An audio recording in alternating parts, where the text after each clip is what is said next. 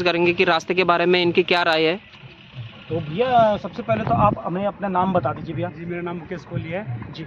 और आप कहाँ से कहाँ जा रहे थे भैया? मैं कलाल घाटी से ऋषिकेश जा रहा हूँ अभी। जी जी। तो भैया जैसे कि आप यहाँ पे कलाल घाटी में जैसे आप आते रहते होंगे इस रोड के रास्ते, तो मतलब मैं ये जानना चाह रहा था कि आप ये कब से इस रोड की हालत ऐसी देख रहे हो और कितनी परेशानियों का इसमें आपको सामना करना पड़ता है? बारिश के मौसम में तो यहाँ बहुत दिक्कत होती है, इस रोड पे सारा पानी भर जाता है यहाँ पे। और मेरे को भी लगभग 2 साल हो गए इस रास्ते से रूट करते हुए। तो बहुत परेशानी है इस रास्ते में, खासतौर पर बरसात के टाइम में बड़ी दिक्कत है। जी। तो क्या लगता है भैया आपको, ये कब तक ये सड़क बन जाएगी, या मतलब क्या कभी हमेशा ऐसी ही रहेगी? और ये रास्ता बोलते हैं कि वन विभाग के क्षेत्र में आता है, तो क्या लगता है कि ये हमेशा ये रास्ता कभी ये बन पाएगा या नहीं भी बन पाएगा, या जो ये कोटद्वार या आसपास की जो जनता है वो ऐसी बस धूल मिट्टी वाले रास्तों में चलते आएगी? इस चीज़ का तो हमें अनुभव नहीं है कि बनेगा कि नहीं बनेगा, लेकिन इसमें काम चल रहा था, ये काम जितना है तो उसके बाद ये काम बंद हो गया पूरा। तो इसके बारे में मुझे भी नॉलेज नहीं है, मेरे को भी अभी 1-2 साल ही हुए यहाँ कोटद्वार में रहते हुए। ये सड़क तो पक्की बननी चाहिए, वैसे तो हमारा मानना तो पक्की बन जाएगी तो सबके लिए सुविधा हो जाएगी यहाँ से आने जाने की। जी।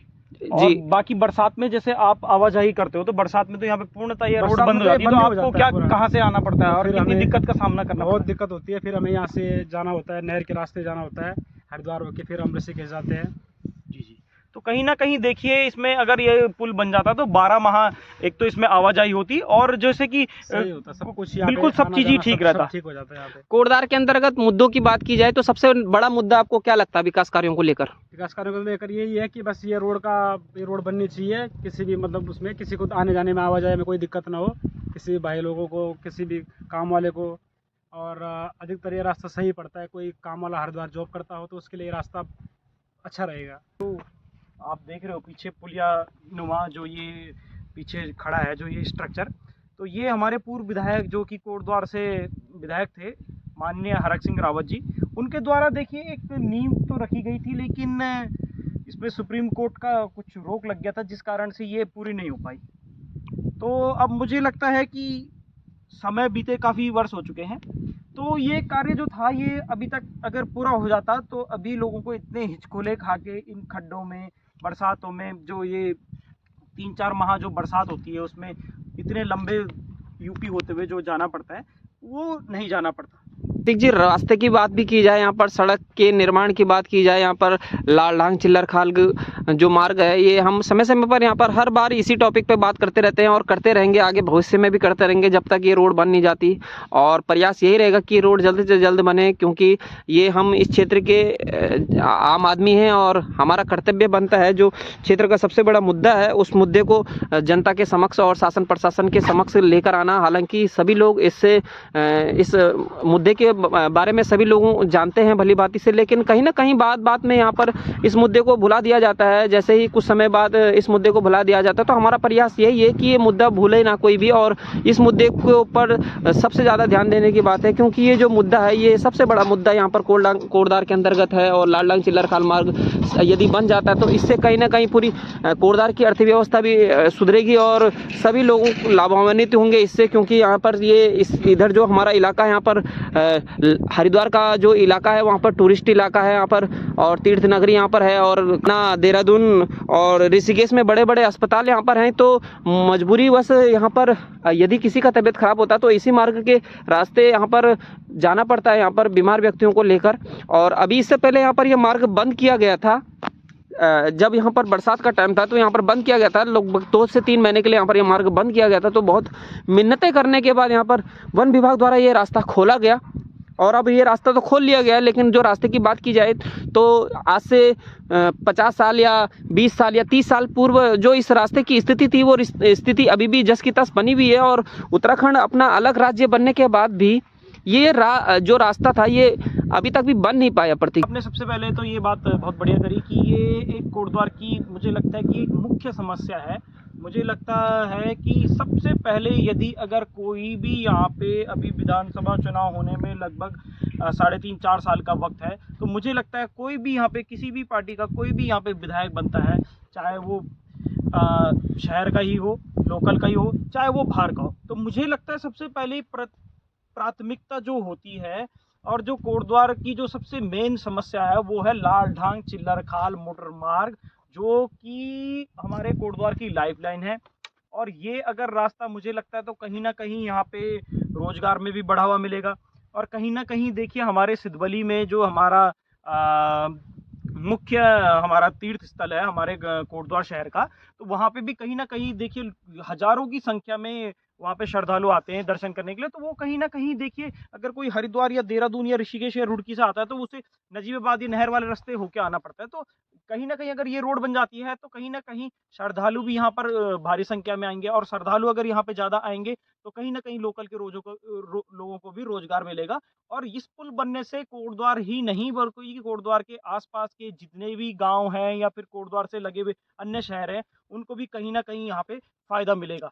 तो प्रतीक जी, क्या लगता है आपको, जैसे कि हम सभी जानते हैं कि ये जो क्षेत्र है ये वन विभाग के अंतर्गत है, तो वीडियो के माध्यम से हमको देख रहे होंगे, और तो मेरा मन में जो सवाल है और शायद आम जनता के मन में ये सवाल कहीं ना कहीं आता होगा कि जो ये क्षेत्र है इसके बारे में कहा जाता है कि ये वन विभाग के अंतर्गत है। तो मेरे मन में केवल एक ही सवाल बार बार आता है कि क्या अन्य जो ऐसे स्थान हैं जहाँ पर वन विभाग के अंतर्गत कोई क्षेत्र आता होगा और वहाँ पर सड़क नहीं बन पा रही होगी, तो मेरे मन में यही आता है कि आखिरकार क्या कोटद्वार के अंतर्गत ही ऐसे नियम लागू होते हैं जो विकास कार्यों को अवरुद्ध करते हैं? प्रतीक जी, सबसे बड़ी गलती तो हम आम जनता की है, जो हम सरकार चुनते हैं।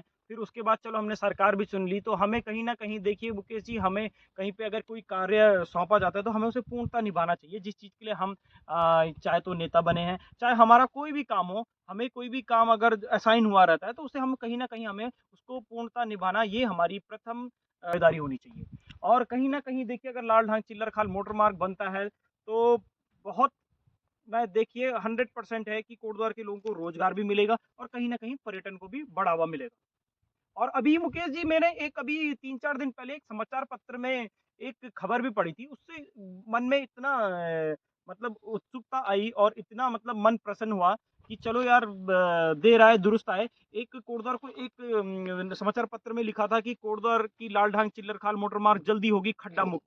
तो देखिए मुकेश जी, वो उत्सुकता के कारण आज हम यहाँ पे आए और देखना चाहा हमने, मुझे लगा कि कोई यहाँ पे डामर हो रहा है, लेकिन जब देखने पे आए तो मुझे कुछ ज्यादा फर्क नहीं लगा। केवल जो मिट्टी थी वो भी हल्की हल्की कहीं पे भरी है, कहीं पे नहीं भरी हुई। तो अगर कहीं ना कहीं यहाँ पे टल्ले भी लगते हैं, जैसे कि आपको पता ही है कोटद्वार टल्लों का शहर है, अगर टल्ले भी लगते हैं तो कहीं ना कहीं टल्लों से भी लोग इतने खुश हो जाते हैं कि जैसे यहाँ पे पुल बन गया हो। तो ये इस चीज से मतलब आपको क्या लगता है कि एक मतलब जो लोगों के अंदर उत्सुकता हो जाती है टल्ले पड़ने पे, तो ऐसा क्या मतलब ऐसा क्या माहौल बना दिया जाता है कि लोग टल्ले पे ही इतने खुश हो जाते हैं? क्योंकि प्रतीक जी, आज से लगभग जब से हमने होश संभाला है, जब से हम जानते हैं और हमारे बड़े भी हमें बताते हैं कि जो इस रास्ते की स्थिति है वो आज से पहले भी ऐसे ही थी, और आने वाले हर जब भी सरकारों का बदलाव होता है और जब चुनाव का समय आता है तो ये जो मुद्दा होता है लालढांग चिल्लरखाल का जो मुद्दा है रास्ते का, इस मुद्दे को सबसे बड़ा मुद्दा बनाया जाता है। जब बात की जाए कि यही जो सबसे बड़ा मुद्दा है, इस मुद्दे को दरकिनार कर दिया जाता है। तो यही संदेश रहेगा हमारे मतलब इस वीडियो के माध्यम से कि फिलहाल देखिए अब इस पे सुप्रीम कोर्ट का रोक लगा हुआ है, सब जानते हैं, लेकिन मुझे लगता है कि कहीं ना कहीं इस पे जो टल्ले हैं, जैसे और अन्य जगहों पर टल्ले लगते हैं, जैसे भाबर रोड पर टल्ले लगे हैं, तो मुझे लगता है जहाँ जहाँ पे इस पे सड़क उधड़ रही है वहाँ पर टल्ले फिलहाल लग जाने चाहिए, ताकि कम से कम बरसात के अलावा लोग सुगम आवाजाही तो कर सकें। जी, और दुर्भाग्य ये भी है कि अभी इतने वर्षों बाद भी केवल हम टल्ले लगाने की गुजारिश ही कर सकते हैं, जबकि इस समय इस रास्ते को पक्का हो जाना चाहिए था। लेकिन कहीं ना कहीं यहाँ पर शासन प्रशासन की कहीं ना कहीं बेरुखी है इस मुद्दे को लेकर, कि इस मुद्दे की ओर ध्यान नहीं दिया जा रहा है, क्योंकि ये जो मुद्दा है ये सबसे बड़ा मुद्दा इस समय कोटद्वार भाबर वासियों के लिए है। और कोटद्वार भाबर वासियों के लिए ही नहीं, अपितु लालढांग वाले क्षेत्रवासी हैं वो भी इस मार्ग के बन जाने से कहीं ना कहीं लाभान्वित होंगे, और हरिद्वार का सीधा कनेक्शन यहाँ पर कोटद्वार के साथ हो जाएगा, क्योंकि बरसात आने में ये रास्ते को बंद कर दिया जाता है। क्योंकि तो दोस्तों, बहुत बहुत धन्यवाद आपका।